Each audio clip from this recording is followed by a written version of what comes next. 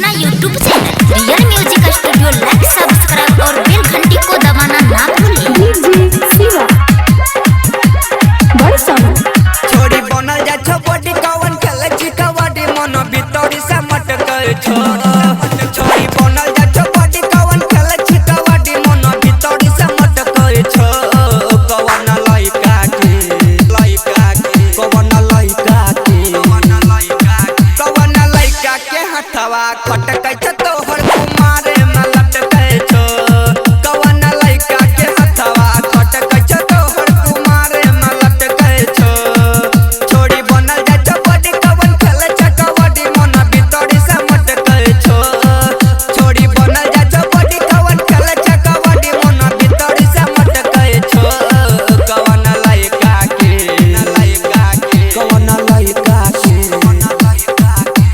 लइका के हथवा खटक छ तोहर कुमारे में लटक छो कवन लइका के हथवा खटक छ तोहर कुमारे में लटक छो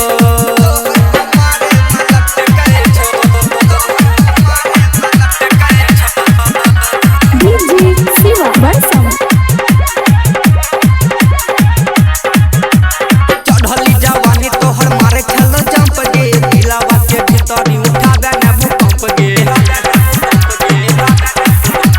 चढ़ली जवानी तोहर मारे छलो जंप गे दिलवा के भीतरी उठावे ना भूकंप गे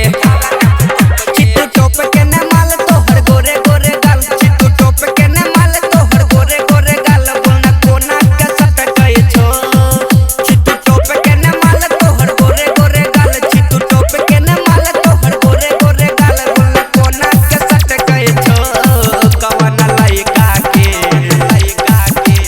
लइका के हथवा खटक छ तोहर कुमारे में लटक छो कवन लइका के हथवा खटक छ तोहर कुमारे में लटक छो